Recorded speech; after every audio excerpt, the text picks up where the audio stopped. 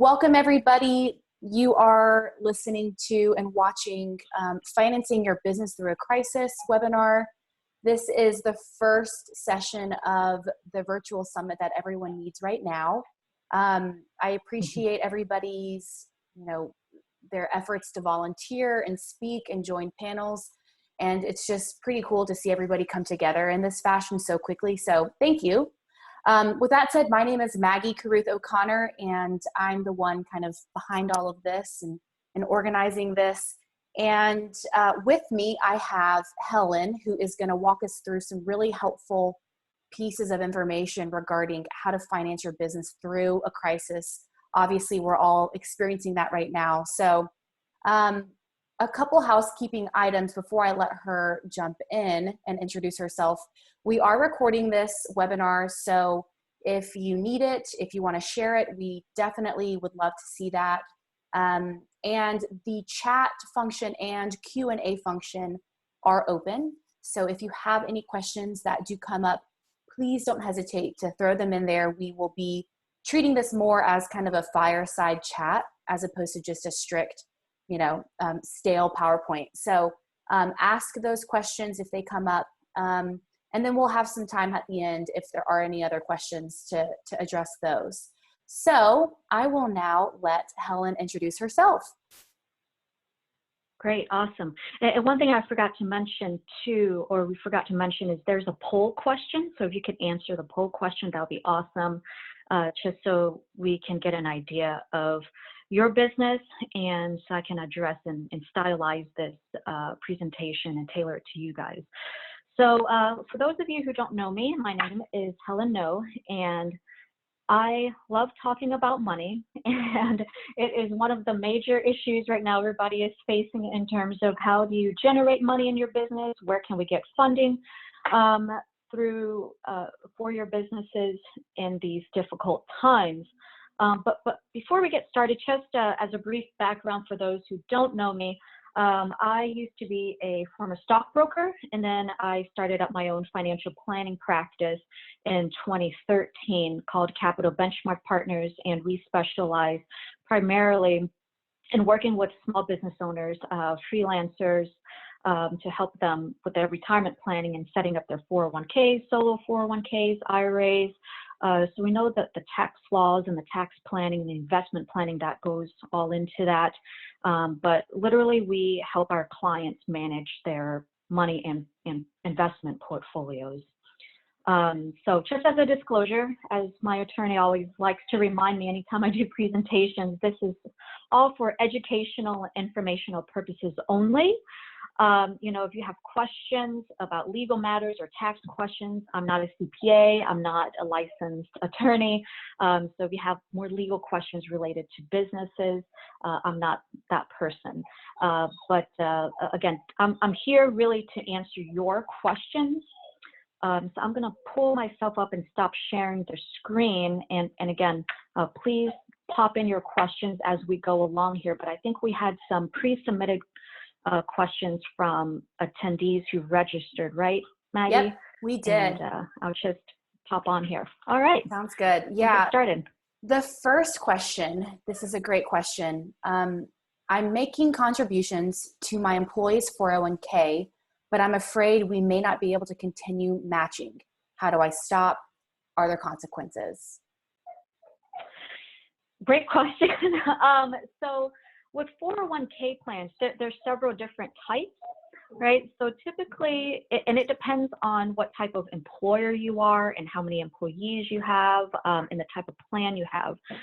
So for like a safe harbor 401k where you are required to match for your employees, you have to give your employees notice that you are going to stop contributions.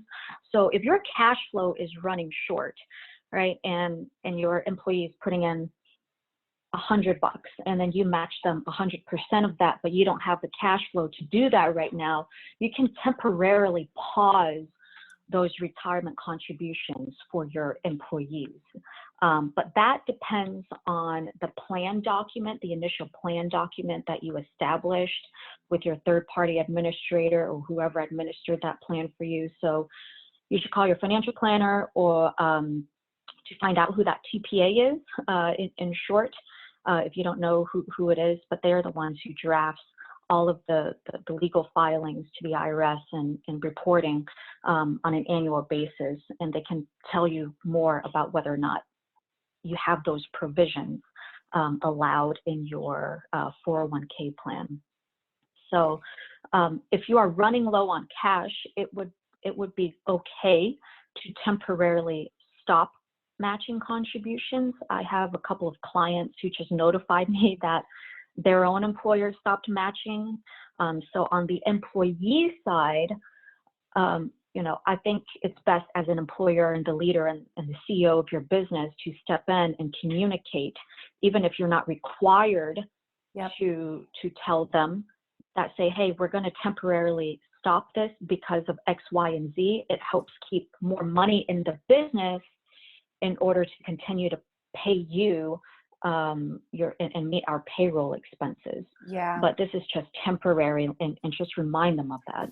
I think the communication piece is probably really, really important, equally important, honestly, because I'm sure a lot of employees wonder these things. And if it's not being communicated, that causes a lot of maybe unnecessary anxiety. So that communication piece is really important. I have a question. The pause period, what do you recommend in terms of, how many months? It's so hard to know where things are going right now. So what do you say to that?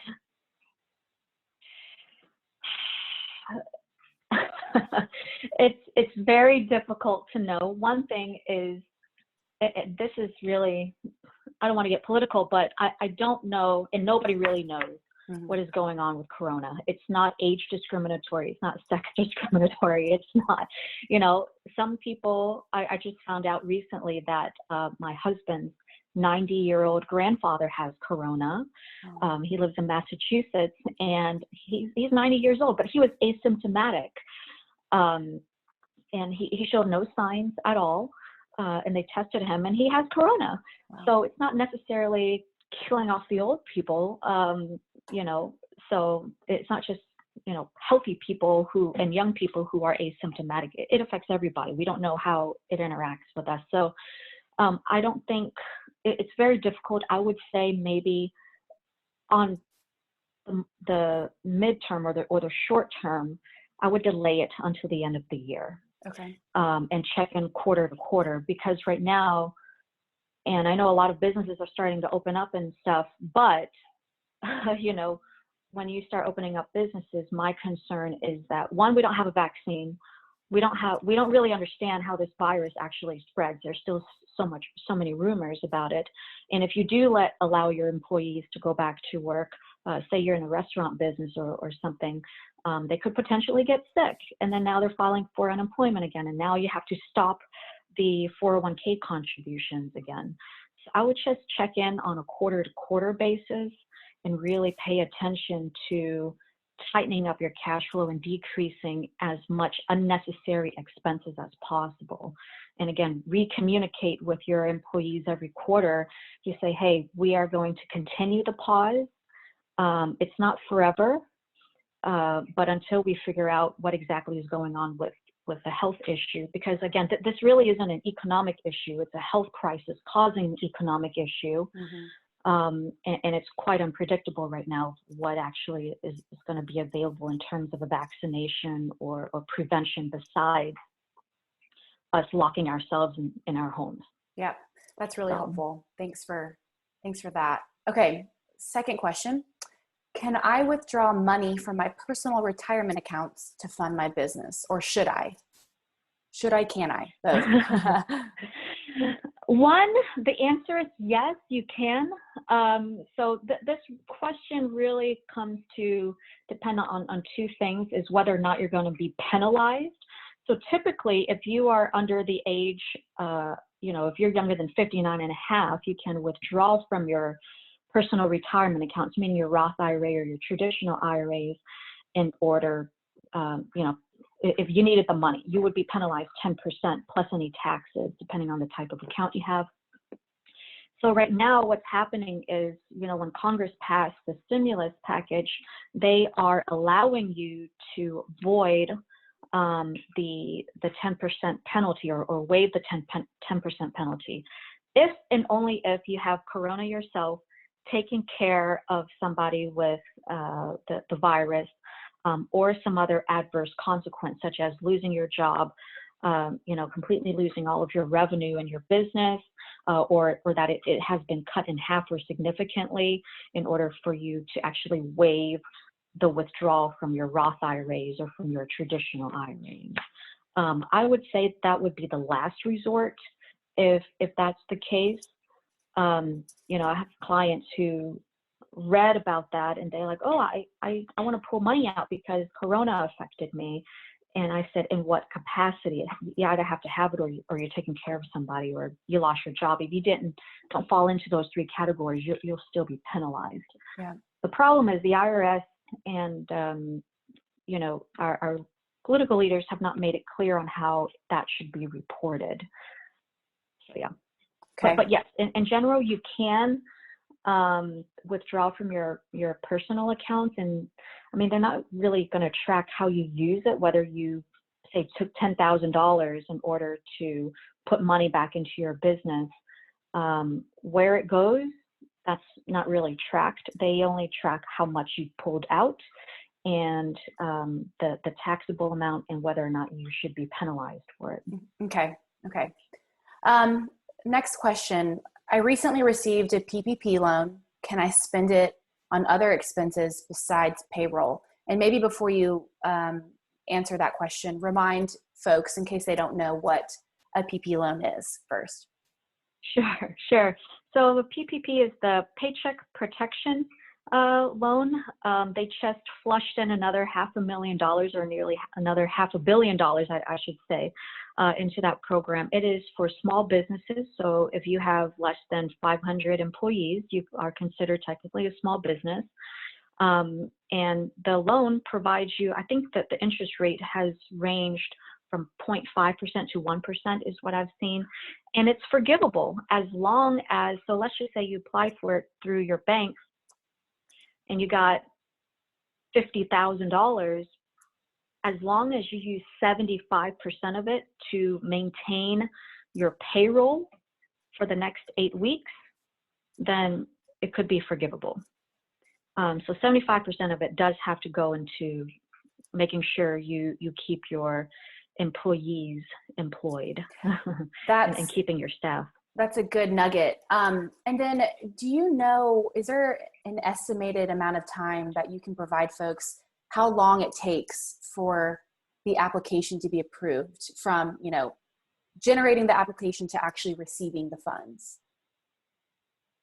It depends on the bank that you are with. If you bank with a larger institution, and I have no affiliation with these institutions like a Wells Fargo, a SunTrust, a Bank of America, it might take longer. What's interesting right now is in the state of California, Wells Fargo and who was it? I think Chase have a lawsuit against them because they didn't approve for small business owners. They approved it for larger businesses, giving out these PPP loans and approving them, and putting those people ahead of the actual small business owners. And so that there's a lawsuit out there for them right now, and Wow. That's been filed in the state of California. So you look that up just if for interesting reads. Yeah. And one of my attorneys told me about it too, because she banks with Chase, and she was pissed when she applied for the PPP, and all she got was a notice saying, "Thank you for applying. We'll get in touch with you." And it was like 3 or 4 weeks before she even got like a follow-up notification. So it really varies by bank. My advice is, if, and typically banks will not provide you with that loan if you don't already have, say, a checking account with them, a business checking account, or another loan with them. So they tend to prefer servicing current clients. Now, if you, like me, don't bank with, somebody who does SBA loans, I did go through another portal called Cabbage, and I was able to get mine in less than 2.5 weeks, or the approval at least. And then it takes another week to deposit the funds. Okay. So it varies depending on who you apply through. Apply through a third party like Cabbage, and they have relationships with other banks. I know Gusto, who I use for my business payroll. Yep. They also provide a list of lenders that you can apply with as well. So it varies depending on the bank you're with. Okay. But good question.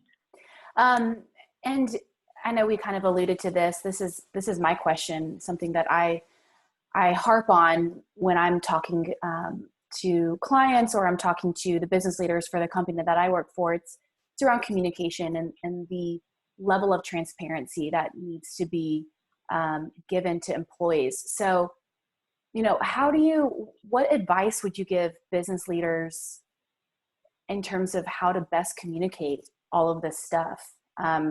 It's hard stuff to talk about, but it's so important to talk about to employees. So what advice do you have for business leaders? As a leader in general, your job is to talk and be able to confidently talk about these difficult things. Yeah. And I'll tell you a story. This isn't my first go around in this type of recessionary period. When I first started out in my career, in 2008, when that was the last recessionary period that we had, I was working for a team of about 17 people on there, me as one of those 17. And I remember the day when Bernie Madoff got arrested. And, the financial market started to unwind altogether. Lehman Brothers, you started seeing guys on Wall Street holding up signs as if they were the homeless people now, looking for jobs in their suits, right? And I remember my manager, my boss at the time, the owner of the company, he pulled every single one of us into a room on that day that Bernie got arrested. And he said to us, "Do not worry, we have enough cash reserves to keep you employed for another year at least. And if it doesn't recover, we'll find some other means." But he was extremely transparent. He was very proactive in gathering us all into a room, face to face with him. Because what happens, from what I've seen working in other smaller practices throughout my career is, if you just talk to one employee, because there's always one or two employees who come up to you as the business owner, the leader in the company, and ask you, "Hey, what's really going to happen? Like, I have children, I need to stay employed." And then the rumor mill starts going, right? Yeah. And you want to be consistent with the message that you're telling every single staff person. Yeah. So my suggestion is to be rogue about it, because this is no joke, and tell them what your opinion is, what your contingency plan is. And again, this one is unlike the 2008 crisis, because again, this is a health crisis that we don't really know when the end is going to be. So I would say get them together on a quarterly basis. Do one of these Zoom calls and say, "Hey, here's a company update of what's really going on and what our cash reserves are." You don't have to tell them the specific amount, but we have enough to keep, X amount of employees employed for, I don't know, another quarter at least. Yeah, that's great. I would even say err on the side of over communicating than under, right? So for sure, maybe it's even monthly town hall or all hands meetings. And maybe it's also a question to include in engagement surveys if that's something that you do as a company. It's asking point blank, how often do you need to hear from us, from business leaders, to feel a little bit more calm about the situation, right? And understanding what the employees need and catering to that. Anyway, so yeah, that's an important piece too. Anything else top of mind that you want to share with folks as business leaders? Yeah, I would say this would be a good time. I know tax season is over, or technically, you still have time to file all the way up until July 15th. However, there are some benefits that aren't as popularized in the media. The PPP thing has just taken over and blown up in the media. But one thing that isn't talked about is Social Security taxes. So depending on how you file, Social Security taxes as an employer, you pay that, half to your employees, and then you pay the other half. That, from my understanding, has been delayed or pushed off. So you can push it off. Say you owe $10,000 for the entire year in Social Security taxes for your employees. My understanding, you can push that off and delay it over a 2-year time period. So I would talk to your tax advisor. I mean, that's another way of increasing your cash flow if you didn't have to pay that if you're really short on money right now in your business. Yeah, that's good. So that's that would be helpful. one thing to look into. Mm-hmm. Okay, cool. Going to open it up for questions. Does anybody have any questions, pressing questions that you'd like answered? While we're waiting, if there are any that do come our way, Helen, do you mind sending your email, putting it in the chat for folks? And I'll do the same with your LinkedIn. Yes. In case people want to connect with you on LinkedIn as well. Sure. And again, I'll just remind folks that this is being recorded. So, I feel like you've covered a lot of really helpful information in about 22 minutes. So good to reference back on this if you need it, or share it with other people. Okay, we do have a question from someone. What has been your biggest challenge and success as a business owner dealing with this crisis so far, Helen? My biggest challenge has been managing clients' expectations, and myself staying calm and answering their questions. They, again, we manage money for people, and they are panicking. I had a client who wanted to pull out $500,000, and she was a very young client in her 50s. And was it a smart thing? Whether or not, I try to encourage her to calm down. Everybody needs to calm down and stay in, and remind her of her time horizon and all that stuff. It's teaching me to be a better communicator with my clients. One of my clients actually reminded me herself that, you know what, Helen, people are just scared. They're just scared and they don't know what to do. And they're looking to you. I don't tell them really to calm down, but I just tell them these are the facts, boom, boom, boom, and these are the risks, boom, boom, boom. So that's been very challenging for me to be patient. And same thing with my staff. Right now we typically get a lot of newer clients this season in the springtime, but we haven't gotten any. Nobody wants to move the money. Nobody wants to touch their money except to pay the bills. Our services, I wouldn't say that it's an essential business, but it is technically a luxury type of service that we provide as consultants. And just communicating expectations with my own staff has been a challenge for me. Yeah. I don't know when the next new client is going to come in. So, and then being stuck at home, like I have cabin fever right now. Oh. Yep. Don't we all? And it's driving me nuts. Yes. I get that. And we have one last challenge. Thank you for being vulnerable there too. One last, do you see that? I'll read it out. As a business owner, I'm trying to decide if I get in more debt or deal with not paying vendors. Sounds terrible, but with no end in sight, it's tough. On the vendor side, what I've done is negotiated with vendors, and most of them have been very understanding.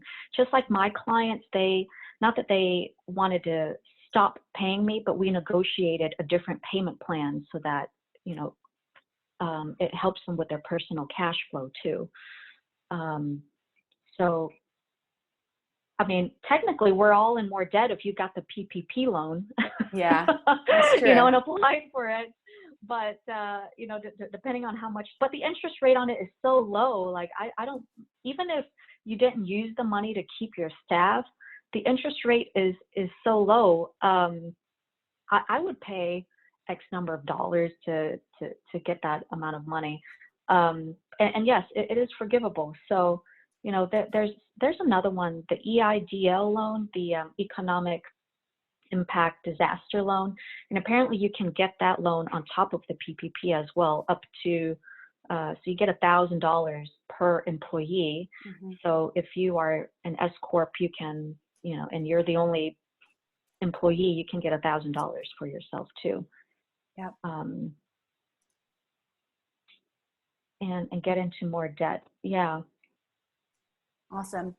Well, are there any other questions? Now is the time. I know it's been super fast, but we are almost out of time here.